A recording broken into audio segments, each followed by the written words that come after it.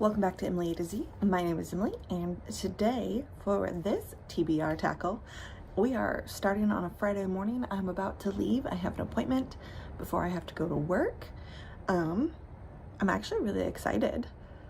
My work is offering this supplemental health program for physical wellness this year, and it's open to all employees. In the past, it's only been open to certain employees. Now it's open to everyone. And it is focusing on physical health and wellness. And so twice a month you can have a session with a dietitian, or a session with a personal trainer, or 2 dietitian sessions, or 2 personal training sessions. And then throughout the month as well, they send different newsletters and little challenges or little updates, and it has a whole host of free workout plans and stuff like that. It's really cool. So I signed up for it last year, did all of the steps, and I have my very first appointment with a dietitian today. I'm a little nervous. I'm a little excited. I've never met with a dietitian before, so we'll see. I mean, I don't know what to expect, but I'll let you know. So I have that. So I have to be leaving very soon so I can be on time for that, and then I have to work. But I'm opening this up with, I did not in fact finish A Dash of Salt and Pepper. I didn't listen to it at all yesterday.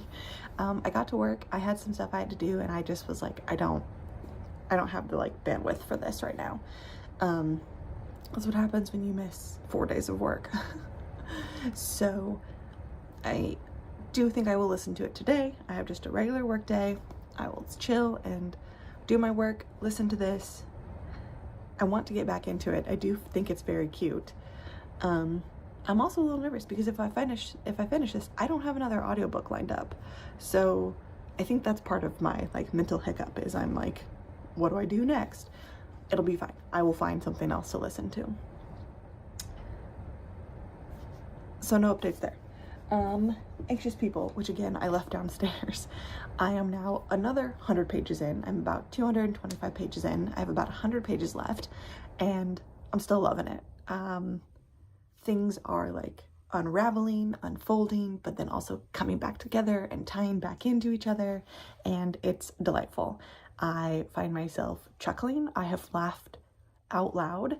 I have paused and read my husband little snippets of dialogue or sentences. This has the potential to be a 5-star. I am really, really enjoying myself. And I also have 2 more days to finish it. I have today and Saturday, so I have to get it done. I will probably be able to finish it within another couple hours, maybe tonight. I don't know. I keep saying this, and then we'll see. My only other update is that I did technically start We Ate the Dark by Mallory Pearson. I did start it. I'm a couple chapters in. I read the prologue and then the first 3 chapters. I don't know how to describe this either. It's a little convoluted. It's a little dense. The book is 400 some odd pages. Basically, we're following this group of friends who something happened to them 5 years ago, and it caused something to happen, and I believe that was the disappearance of one of the girls, who also happened to be the twin. Sophia went missing, is gone, and her twin Frankie has been stuck ever since, has stayed in their hometown. One of the girls has fled, has tried to put it all behind her. The other one will leave and come back, leave and come back. And the prologue opens with these kids going to this abandoned house and finding a body in this house. Technically it was in the trunk of a tree that was growing in the house, but it's also, we were following this group of guys who also were 5 years ago, we were here that night, and then they find this body and they're oh my gosh, it's her. And so that's where this is kicked off, is they think that they've discovered her body. And so all of the girls have been called back home to deal with the funeral of their friend and sister. I'm, again, only 30 pages in. I only read part of it when I was sitting in my car during a sports practice. So that's all I got. I have to head out to my appointment. I'll let you know how it goes. As usual, Eisenhower. Yep, okay. It's Friday night. I'm home from work, hence the light change. Same outfit though. And I just want to do a quick. I am cracking up. So I'm gonna try and finish Anxious People tonight. We're just having a chill, low-key night here at the house. Like leftovers for dinner. Caden's doing his own thing on the computer. My husband is downstairs watching a TV show. We're all just like having a chill evening. And I kind of want to finish my books tonight. I would love to finish Anxious People, but I also really want to finish A Dash of Salt and Pepper. Only because I have like maybe an hour and a half left of this book. So I listened to it at work today, and that's what I wanted to just jump in real quick for, because this is very much a slow burn, and I think that's what I need. Compared to the levels of spiciness, this is a 5 out of 5 for me, because it is explicit and it's a lot. This is not, and I think this is more of my speed of like, I should have towed the water here. This is where I should have come in, and I didn't. But this has been a slow burn. It's been nice and easy. Like I said before, like we got halfway through the book and nothing had really like happened yet. We were just doing a lot of groundwork of these characters and exploring, getting an idea of who these people are, right? So we had a really good idea of who Xavier is, and a really good idea of like Logan. And that's fine. I don't mind that. There was a little bit of banter going on. There was this tension, at least one-sided tension. And then we hit that halfway point, and then it was like, oh, okay, Logan is also feeling this tension. And I like that. It felt like the pace was really, really good. I was correct that stuff did start to happen. They got a little flirty. They were at a bar. They had some drinks, right? Like it was fine. And then like they had their first date. Like I didn't mind the pace at all. 75% of the way into this book, like exactly 75% of the way into this book, we had a sex scene. I was at work. I was like, whoa. 5 minutes ago in this audiobook, y'all were on your first date. And then in the book, a time jump happens of about a month or so, and it's glossed over. That's fine, I don't mind that. But like, so time has passed, like naturally time has passed, and they're still like kind of going on dates and stuff, and then they have sex. And that, again, okay, fine. I don't care that that's in here. It was the fact that I was at work and I can figure out a lot of things. I'm really good at calling the twist ending in a thriller. I'm really good at like predicting character arcs and predicting things that are going to happen in movies and television and books and all of that. I, for whatever reason, can't seem to pick up on that sex is about to happen in novels. And I think it's because I haven't read a lot of romance novels or books that have romance in them. So I was wholly unprepared to go from the cute little like, oh, I really like this, the cute little like dialogue and banter and like stuff like that to happen. Not the dog we're used to. That's Kennedy, not Eisenhower. To all of a sudden we are having intercourse, and I turned bright red at my desk. Luckily I sit in my own little cubicle, but still, just was not prepared. And I was like doing my thing else, and I was just like, I like looked around. Like, I have headphones in. It's not like I'm just playing it on like full volume from my phone speaker, but I immediately text my coworker and was like, help. They're having sex and I wasn't prepared. I love her. She's the best. We actually had a really good conversation, and I also wanted to share that with you. Not just me being a silly goofball at work and being so dumb when it comes, like naive when it comes to romance novels. But we had a great topic. She is also currently reading a romance novel called The Nanny, and explained that in her book, she has a male protagonist who is a chef, and for her, it is a female, other main character, who like needs to take on this job as like, or like she needs to take this job as an in-home chef, I think she needs to take a job as an in-home nanny to a chef. There we go, right? And I was like, hey, I'm also listening to a book about like a chef, and like he's a single dad and like has a kid, and like this person needs to take a job working with him. That's funny. And we were kind of talking about that and like certain tropes and stuff. And I was like, I don't know your level of spice. I don't know what's happening in your book. I think her book has a little bit more spice than mine, and that's, again, cool, whatever. And so we were kind of sharing moments that we were enjoying of our book, and I was like, I really like these little moments between them. Maybe not so much the like digging of like enemies to lovers, like I don't necessarily like that, but I love just the little things that show emotion or to like build that relationship and build trust. And I was like, things like in this book that don't necessarily make sense, we're like, okay, he's our head chef, right? This guy is like, hey, can you teach me that like knife cutting like technique? And he's like, yeah, of course. How do you teach someone to cut something, right? Maybe you stand next to them, you're like, so you're gonna want to angle this like that. Maybe you move their hand for them.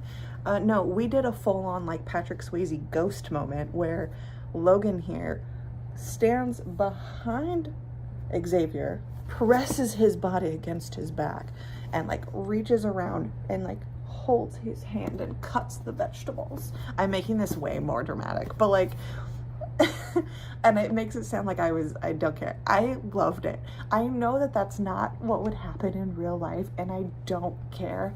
I thought it was the cutest thing ever. I just was like, oh, what do you mean? That's the shit that I like. And she was like, you know what? And I was like, to me, that is better than the smut. I don't need the smut. I like those moments. I like the character moments. I like the relationship. And she's like, yeah, I think I like those like little things too. Like those little bits that tell a story is better than like, for lack of a better word, like the climax of the story, right? It's the things leading up to it. I'm rambling, but I really just wanted to tell you that that's what happened to me today, and I was embarrassed, but it was hilarious, and it's fine. And I'm gonna finish it out, but I am wondering, we're in this third act now. I'm like, okay, what's the third act conflict? What's going on? It's edging closer and closer to being done, and I'm sitting here like, I think I know what the like conflict is, and it's not what the original idea is in my head. There's been a lot of character growth, there's been a lot of character development, and I love that. So I am interested to see how this is gonna end, and it's taking everything in me not to like flip and like look at the ending.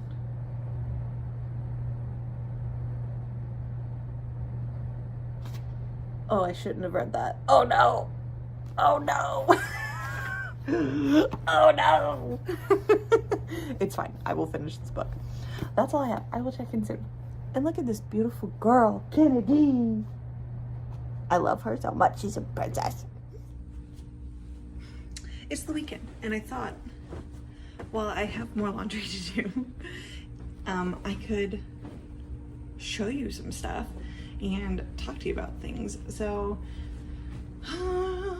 I have finished 2 books. I finished Anxious People on Friday night.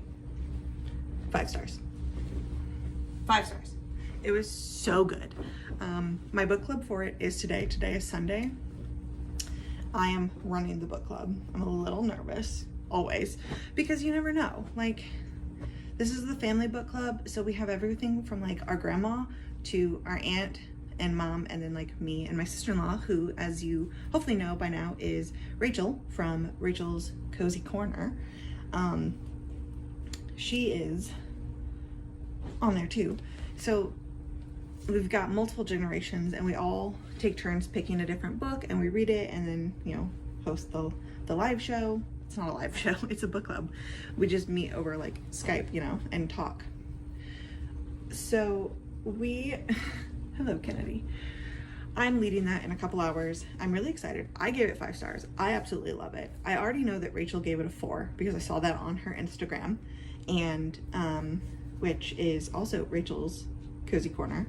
I'll drop both of our Instagrams down below if you are interested in seeing her or following her. And she makes like really cute posts. I'm very jealous of her posts. They're just adorable.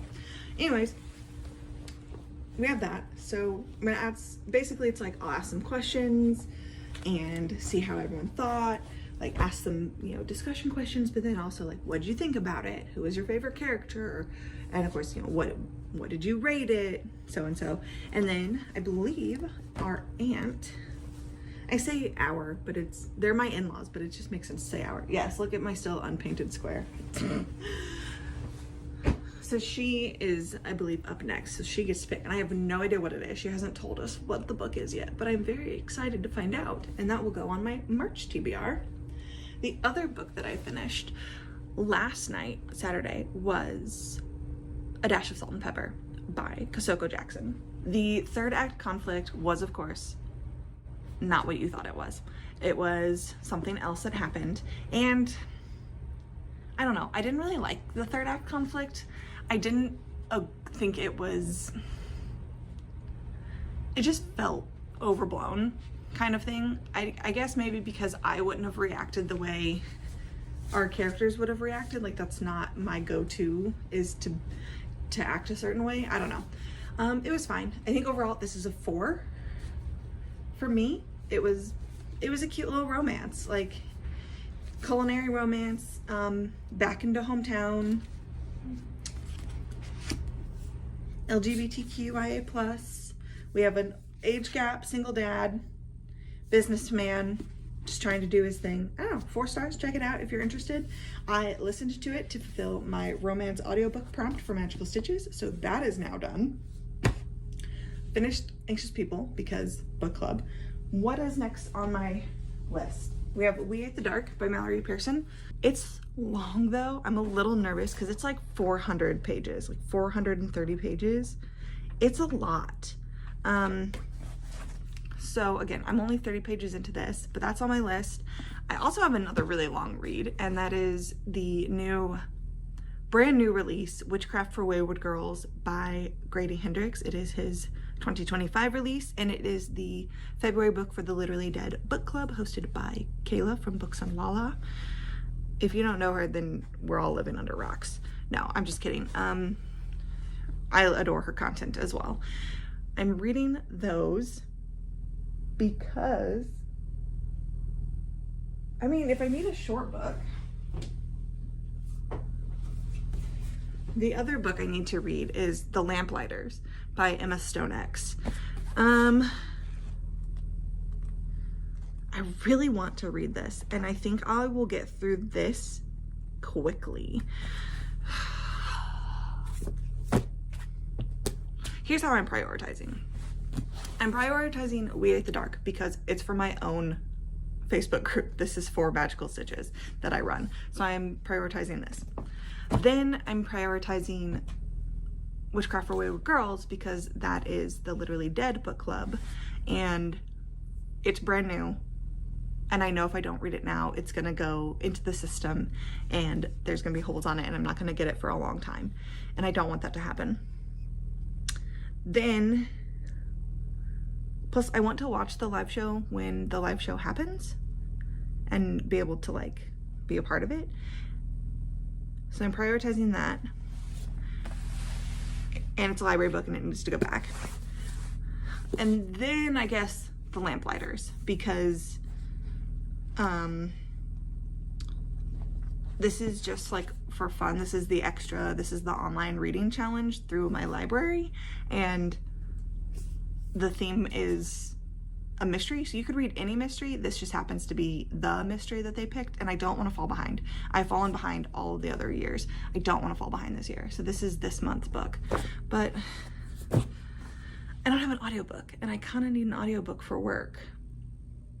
I know that there's an audiobook for The Lamplighters, but I kind of want to read it physically because of the like letters slash like newspaper articles. There's not a lot of them in here, but still, I kind of want to read it physically. I might just give up the goat for that though. Give up the goat, give up the ghost, whatever. I might just concede and get the audiobook of this and listen to the audiobook. I probably will do that so I have an audiobook at work and I don't fall behind. The other thing I want to show you is, so Caden had a party yesterday, you know, a little end of the season sports party, and I didn't want to go home, so I went shopping.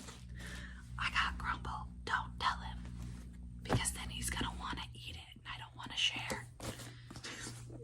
But I went shopping to the bookstore. I didn't actually buy anything to read. I bought puzzle books because I am obsessed with puzzle books. I bought 4 things that I'm going to show you because, again, I am ridiculous. So these are those like penny magazines, or like whatever they were called, like the Dell. You can see them all the time in shopping markets and stuff, but these are the logic puzzles. They release them some of them are monthly, some of them are quarterly. This says winter 2025 and it's on sale until March. So, but these are just logic puzzles. I'm obsessed. I love logic puzzles. These are both by Dr. Gareth Moore, who is a puzzly guy, and he's here on YouTube. He has a channel. I guess I will also like include his channel. I think he's great. And he just like solves puzzles on his YouTube channel, and it's a lot of fun. So this is The Amazing Sherlock Holmes Puzzle Book, a collection of enigmas to puzzle even the greatest detective of all. And they're fun, like story-based puzzles. So you read the story and then it'll, at the very bottom, it'll be like, why did Holmes believe it was murder? And then you, based off what you read, you should be able to solve that. I believe this is the same. This is Edgar Allan Poe puzzles, conundrums of mystery and imagination. Yes, and it is like the same thing, like story-based, and then there will be a question. What were the names of the creatures I had concealed? So you should be able to like figure them out. And then last but not least is the Myrtle book. This is the newest Myrtle. This is The School of Mystery, 50 Seriously Sinister Logic Puzzles by G.T. Carver. I own the first 3 volumes of Myrtle. I have completely finished volume 1. I've started volume 2, and I own volume 3. It's over there. This is also new. This is all about Deduction College. If you have no idea what this is, I say go look it up. They are like grid-based logic puzzles. Let me show you an example. So you'll have suspects, you'll have a place, you'll have a weapon, and then the statements, and based off that you solve it, and it's who did the crime, using what, and where. So like, you know. But the thing is, there is an overarching storyline that happens throughout the whole book. And it's great. So you get a story, you solve the puzzle, and then the story continues. So yeah, I love them. I'm obsessed. And so I bought this newest one. The other ones all have like 100. This one only has 50. So that's fun. The other thing I want to show you is my new camera. So it's new to me. It is not brand new, but it is new to me. My husband did a lot of research and found this came from Best Buy Open Box. So someone had already owned it, returned it for whatever reason, and then they resell it. In this one's case, it's basically brand new. It's really never been used. It just didn't have like the operator's manual, but you can get that online really easy as like a PDF. So this is my camera. I'm so excited. This is a Sony, oh my God, I know what it is, and I'm blanking because of course I am. A Sony, ZV-1F. That is my camera. And he did all this research because I get overwhelmed, but this is like perfect for like vlogging and what I need. And I'm going to be using it soon. It came with a little microphone thingy. We've got that. This is my charging cord. You don't care, but I care. And I need to plug it in anyways. It needs to charge. And then he bought me this cute little case for it so that I have everything and it's nice and safe and snug. And the tripod that you're currently sitting on, which is very exciting because Kennedy chewed up my other tripod. But it also has a phone mount, which I'm currently using, and it will hold my camera, and I am just so excited. I'm so grateful. And a memory card, of course.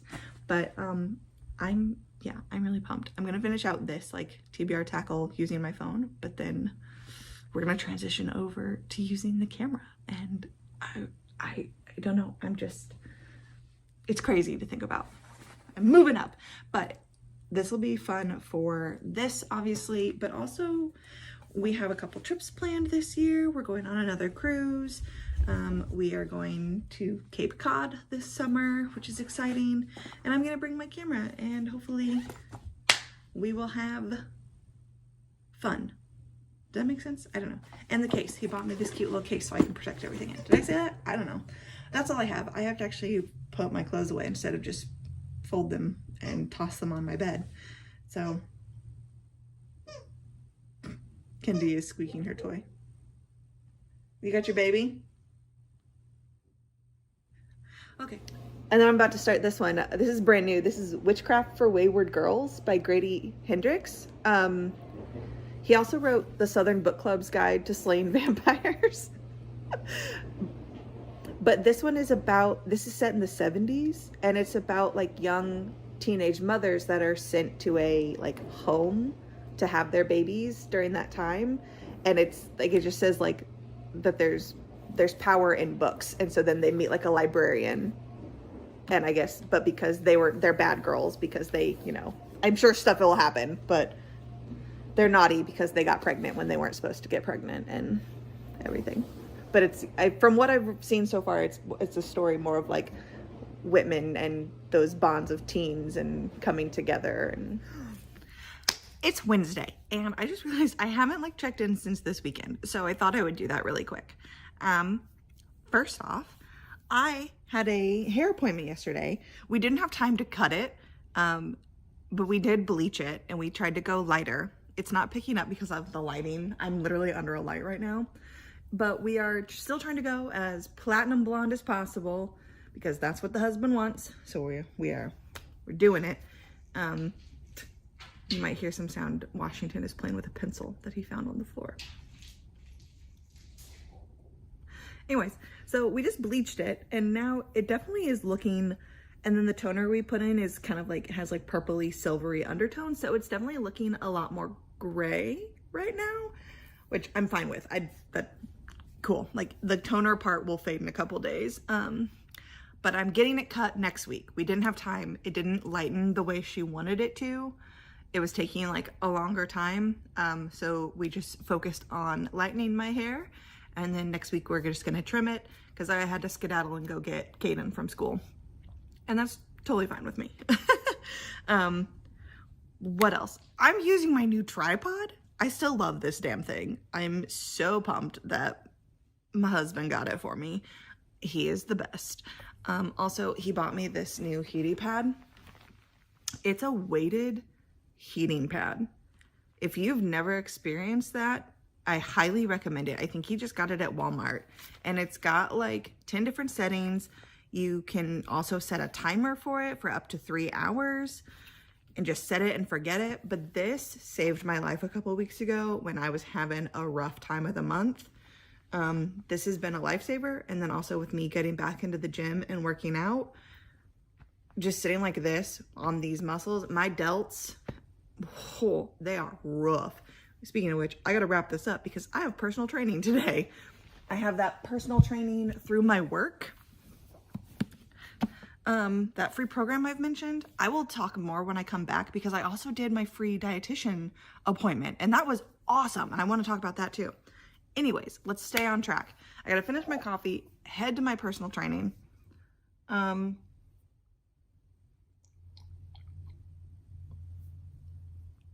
Sadly, this is not one of my new coffees from my sister.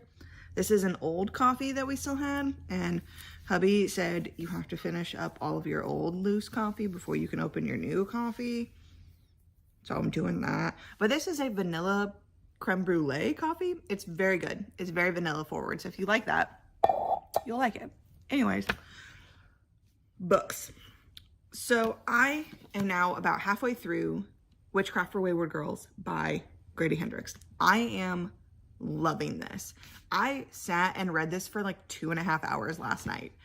I just couldn't stop. I didn't realize how long I had been reading until I looked at my timer and was like, whoops. But I'm about halfway through. Again, loving this. It is all about these young teenage mothers that are sent to this home in the 70s for unwed mothers. And it's a story of them trying to reclaim their power. They've been taken advantage of, they've been sent away, they've been told they have to give their babies away, that they can't do anything right, and that they are full of sin, and if they stay in this home, give birth to their babies, and then give them up for adoption, then they can leave this home and be washed of their sins, and no one will ever have to know, right? They all go by a different name. I think I had mentioned like they all have flower names because the director of the home views them as her garden of girls. So they are all assigned a fake name that is like floral or like plant related. So our main character, her actual name is Neva, N-E-V-A, but she is assigned the name Fern. So she is becoming that. So all of these girls have been given a different name as they're going through this to help protect their privacy or whatever. So we're following Fern and Rose, Holly, and Zinnia. And they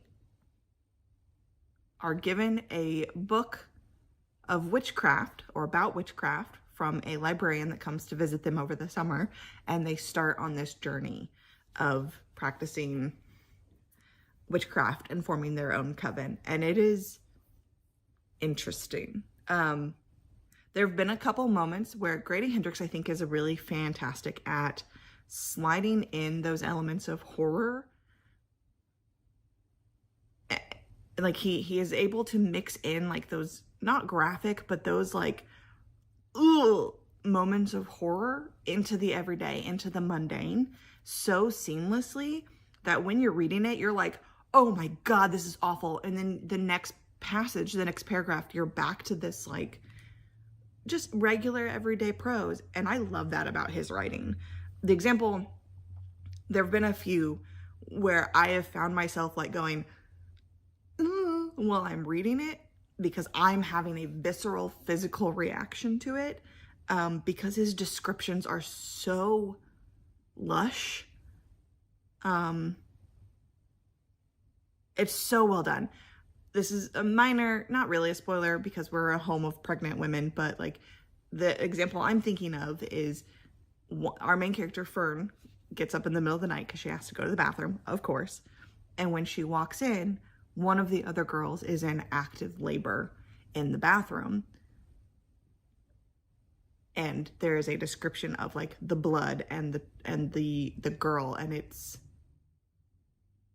is bloody and it is descriptive, but it didn't feel gratuitous or it didn't feel out of place. Like it felt like that is exactly what you would walk in on, and like that's the horror of it, right? It's the real life horror, because that's, if you walked into that scene as like a 15-year-old pregnant girl yourself, and there's another young pregnant woman locked in a bathroom stall actively giving birth, yeah, you're gonna freak out. It was, and there's been like some other scenes, again, like just, I'm really, really liking this. I'm hoping it continues on really well. I'm not sure where it's going. Essentially, one of the young girls, she's very young. She was in a horrible situation and was being actively abused by a person in power. And of course, no one believed her. The whole point of this is they're getting into the witchcraft to protect her. It's not Fern, it's one of the other girls. They're like banding together to form this like coven to help protect her. Their goal is to prevent her from having to go back to that situation, because they've realized that once she has her baby, they're basically gonna just ship her back off and put her in that exact same situation, and she will more than likely end up in the same position. And that's horrible. I will say there are huge trigger warnings. Like, this is all about pregnancy and pregnant women and underage pregnancy and teen pregnancy. There are lots of conversations about how young women are manipulated and abused and taken advantage of. So if that is too heavy for you, this book will probably not be for you, because that is the soul of this book, is about those conversations of how women are mistreated and abused, especially young women and young pregnant women, and how like our bodies are not our own. Even when they should be our own, they're not. So it is heavy. There are depictions of child abuse and child sexual abuse.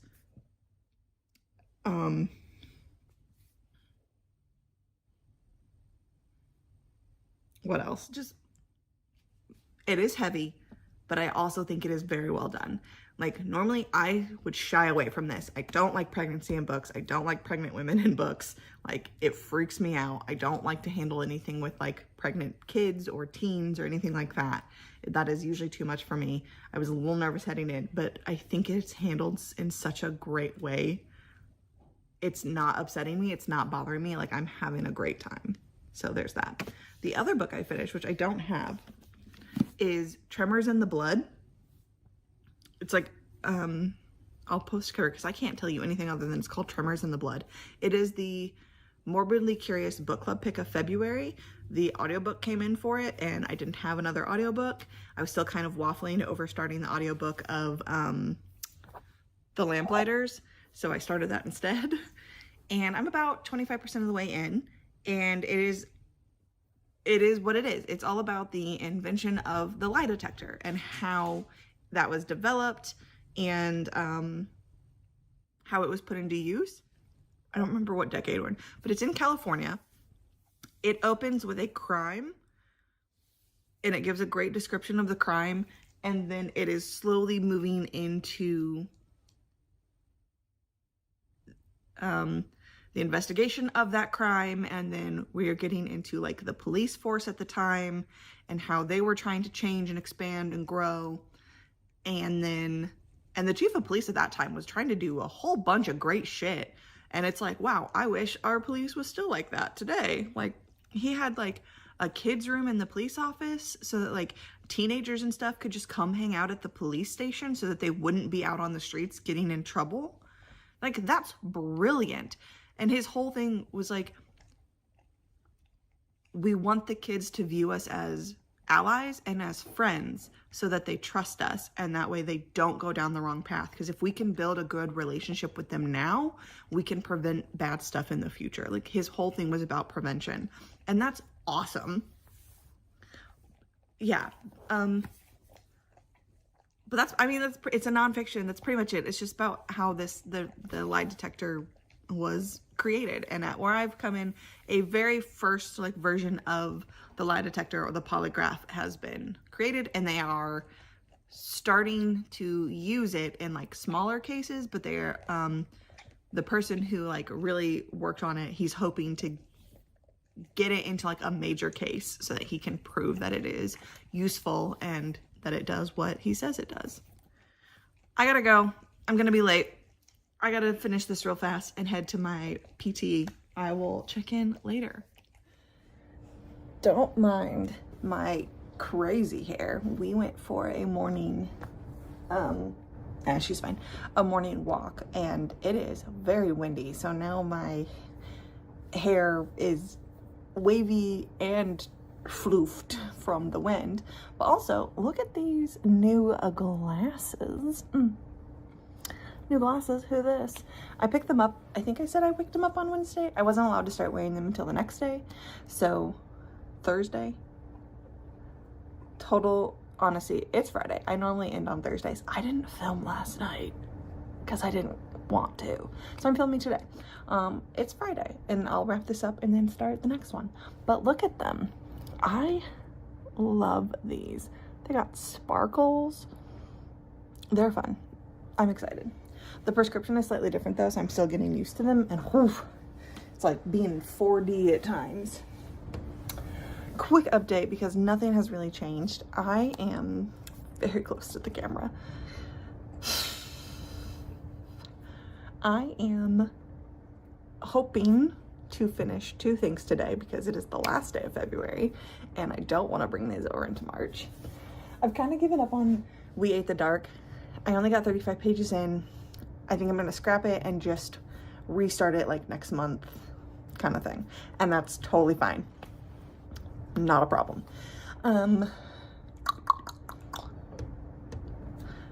Witchcraft for Wayward Girls and Tremors in the Blood. I want to finish those 2 things today. It might be tight for them, but we're gonna try. So Witchcraft for Wayward Girls, I still have a little over 100 pages left, which is, again, that's fine. Probably closer to like 200 pages. I will just read tonight, and that's lovely.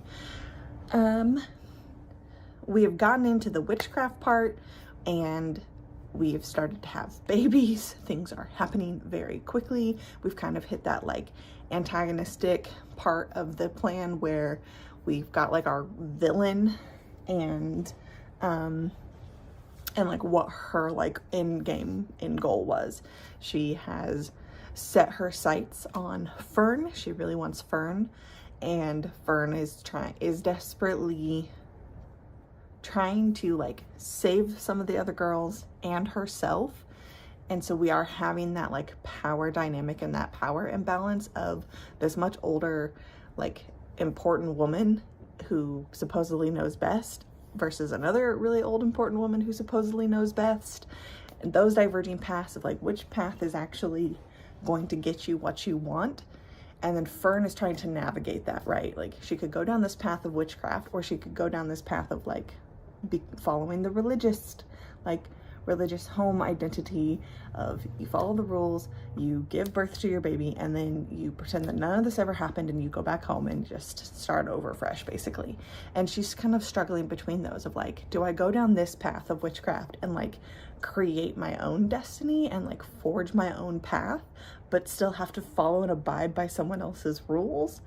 Or do I temporarily listen to these really strict rules to go back to my old life where I'm still also kind of under rules?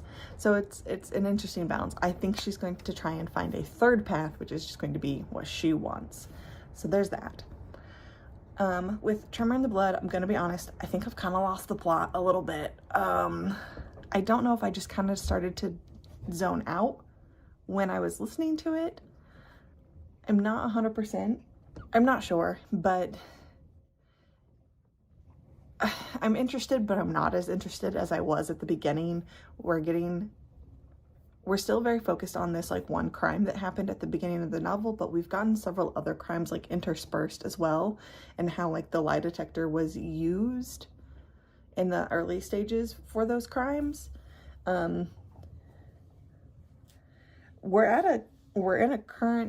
back at like the beginning crime where it was like a man was held at gunpoint. He was like pulled over and held at gunpoint for like and robbed, and his wife was shot, and they're trying to figure out if he like orchestrated the crime to have his wife murdered so he could then go off with his mistress. And he took a polygraph test. They brought in the lie detector, and he like passed the lie detector test. But then like later on was supposedly admitted like, I did lie, but I beat it. So there is some of that happening. We're at like a trial now. Like the trial has happened and he was found not guilty, but then people aren't happy with that. I still have like 30% left. I don't know. It's fine. I think it's me. I know I zoned out yesterday when I was listening to it at work, and then I was listening to it during Keaton's last game last night, and I just don't think I was paying attention. And then I came home and didn't want to read because I had a headache, new glasses, and I was tired from working out, and I just wanted to brain rot, and I did. But that's that. I'm gonna try and finish those today, wrap this up so we can have TBR Tackle number 9 start, which is crazy. I'm almost in double digits. I'm gonna go get ready for work. My coffee will be ready soon. Drink water, hydrate, and have a great rest of your day. This is where this episode ends, so thank you so much for watching. I will see you all very, very soon. In the meantime, be easy with your hearts.